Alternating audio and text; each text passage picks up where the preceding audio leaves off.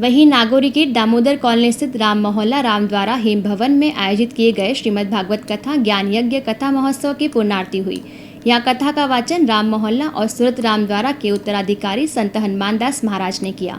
कथा वाचन के अंतिम दिन बड़ी संख्या में श्रद्धालु कथा का श्रवण करने पहुंचे। वहीं 3 दिन तक नानी बाई के मायरे का वाचन चांदपोल बड़ा राम द्वारा के महंत हरिराम शास्त्री ने किया। द्वारकाधीश आपका परम मित्र है। आप जाओ द्वारिका जाओ, अपनी दरिद्रता गरीबी दूर हो जावेला। सुदामा जी महाराज कहने लगे, अरे बावली,